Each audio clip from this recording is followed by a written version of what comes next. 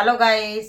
आज मैं एक होली गीत लेके आई हूँ। अच्छा लगेगा तो लाइक सब्सक्राइब करना, बहुत सारा प्यार दुलार बरसाना और कमेंट बॉक्स में बताना होली गीत कैसा लगा। भोला होली खेले ससुररिया में, भोला होली खेले ससुररिया में, भोला होली खेले ससुररिया में, भोला होली खेले ससुररिया में। अरे केहू देला अरे बैठे मचियवा, केहू देला अरे बैठे मचियवा, केहू देला मीठा पान हो। बोला होली खेले ससुररिया में, बोला होली खेले ससुररिया में, बोला होली खेले ससुररिया में। केहू पूछेला हाल समाचारवा, केहू पूछेला हाल समाचारवा, केहू लगावे बिरवा हो। बोला होली खेले ससुररिया में, बोला होली खेले ससुररिया में, बोला होली खेले ससुररिया में।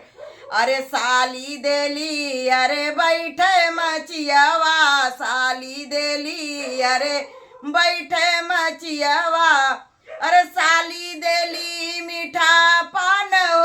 अरे भोला होली खेले ससुररिया में, भोला होली खेले ससुररिया में, भोला होली खेले ससुररिया में।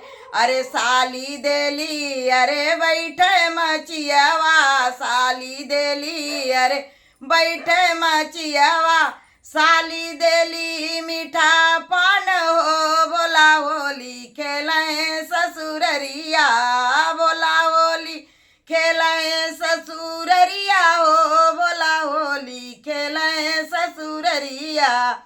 सासू पूछलिनी हाल समाचारवा, सासू पूछलिनी हाल समाचारवा, अरे सरहज लगावे बिरवा हो। बोला होली खेले ससुररिया में, बोला होली खेले ससुररिया में, बोला होली खेले ससुररिया में।